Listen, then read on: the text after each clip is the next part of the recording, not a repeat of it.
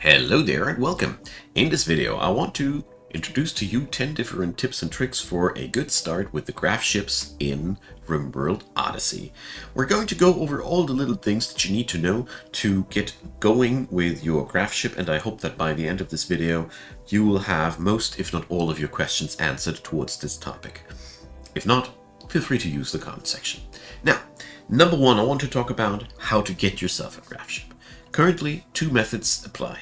You can go for the graph ship scenario, which gives you a graph engine and the centerpiece of the graph ship here with two thrusters, basically ready to take off, with the downside that the mechanoids will hunt you and kill you wherever you go after a couple of days, forcing you into a nomadic lifestyle. It's pretty cool because you don't need to build the spaceship right off the get-go. You even get some materials to expand the spaceship a bit. The nomadic lifestyle is a fun experience, although it really shoehorns you into a specific playstyle. The other method, you play the normal start that you want to go for. Eventually you'll receive a quest that triggers a Grav engine crash landing on your map, which then allows you to start building your spaceship from that point on out. Downside, spaceship materials are hard to come by. It's almost all high-tech, and yeah, it is a much slower start into the whole business. Number two, what is it all good for?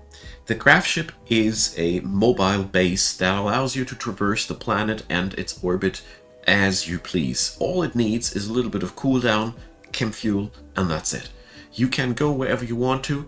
As you see here, this place here is far from being done, but it's already featuring pretty much everything we require. We have a little workshop here, we have bedrooms for everybody, a little science area. You can apply your own fantasy as much as you want to. There's really a lot of freedom. The only limitations are the boundaries of your graph engine, the amount of substructure that you can connect, and the amount of graph field extenders that you have built to expand your build radius. That's that. This allows you to build several different forms, and yeah, I think you get the idea. Number three, what is it all made out of and why is it so hard to start, and what materials do you require? Gravlite panels is the answer. So everything on the spaceship needs to be built on graph ship substructure. This is the flooring that you see here. And nothing goes without Gravlite panels. These can be looted from various adventure sites, which are pretty dangerous. Alternatively, you can research just advanced graph tech, which requires fabrication and a multi-analyzer tech, and then you can craft them yourself. Just a little bit of plasteel and vaxstone necessary. What's vaxstone, you ask? The stone out of space. So, in short, to start, it's really hard to produce the stuff yourself, and to acquire it, it's mostly questing. I have not found any traders on the world of the modern factions that ever sold Gravlite panels. Maybe this gets patched in after I have released this video. I have not tried yet if the Imperials are selling that stuff. Either way, it is not an easily acquirable material. Maybe orbital traders are an option too, but altogether, the most reliable source of that stuff will always be quests that are linked to Gravcores. More about that in a hot minute. But in short, Gravlite panels are the motor of expansion for your spaceship. No Gravlite panel, no flooring, no flooring, no spaceship. Number four, vacuum. So while your graph ship is traversing from planetary site to planetary site, nothing of all we're talking about next will apply. It's only important when you decide to go to the outer space area where you got asteroids. This is where you will face vacuum.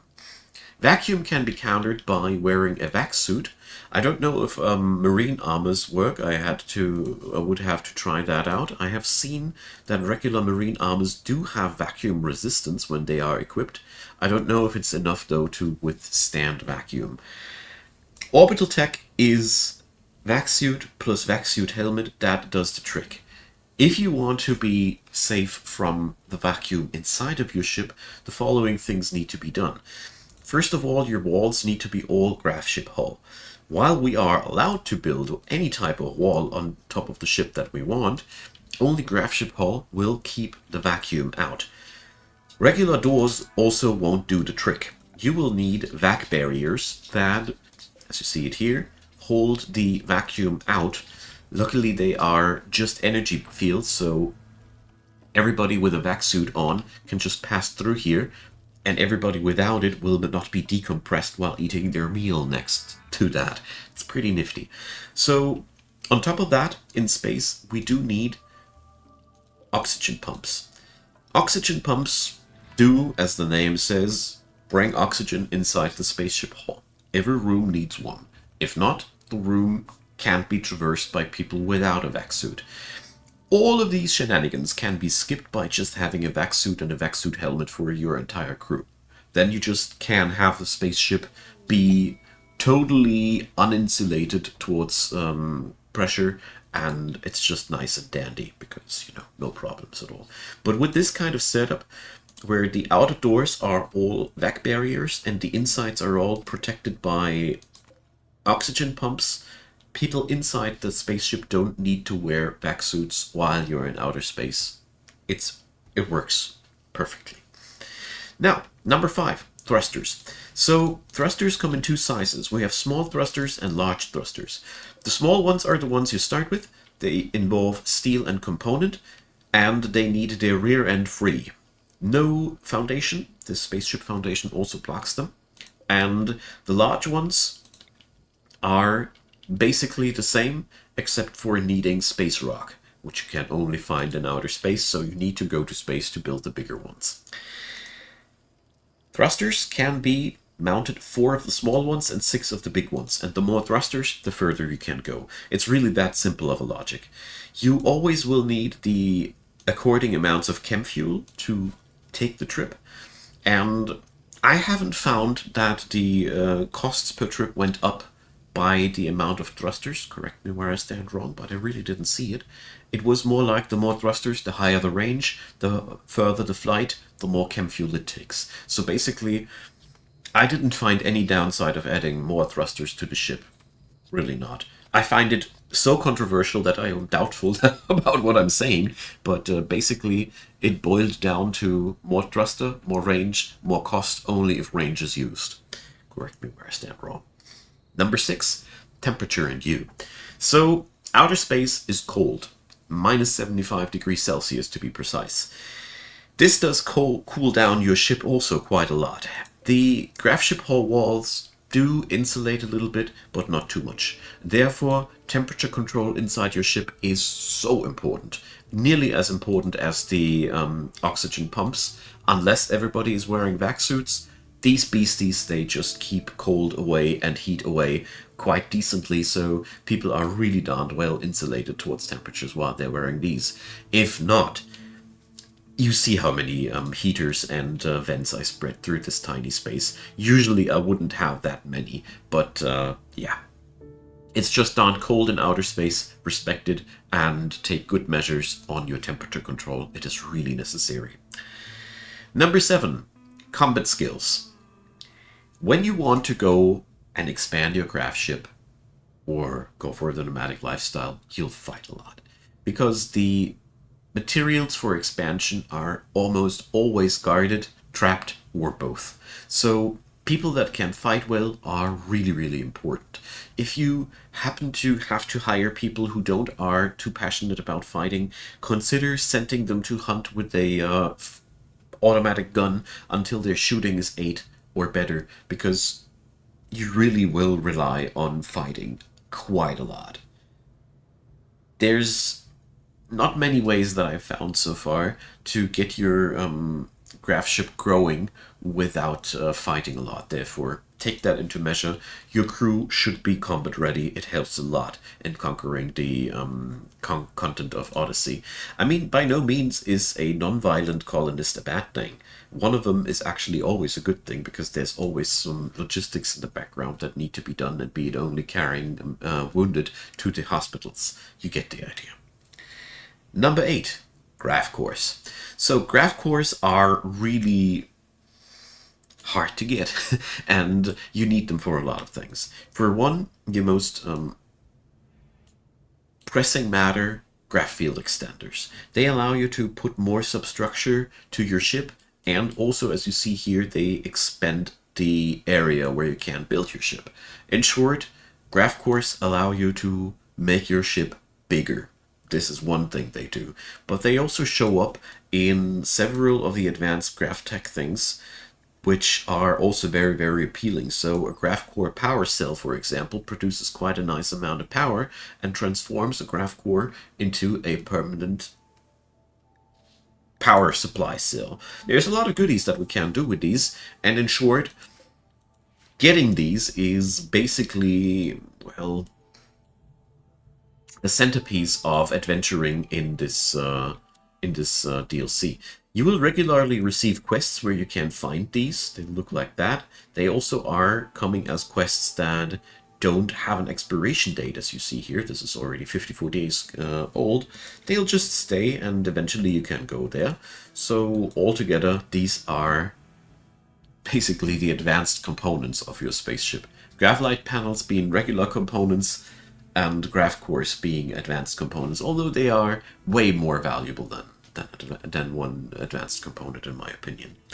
Now, number 9, anchors. So, when you leave a map with the Grav ship, it's gone for good. It destroys the map, and you are not allowed to come back, unless you build a Grav Anchor.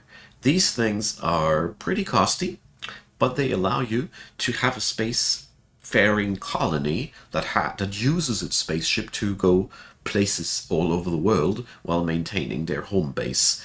This is one thing that I think a lot of people want to do, and therefore I wanted to introduce it. So the Grav Anchor also is sitting on the baseline Gravtech slot, so it's just costly. 300 plus steel is quite nasty, but apart from that, yeah, it allows you to have a spaceship colony. That's really cool. Or a colony with a spaceship, I should rather call it, but you get the idea.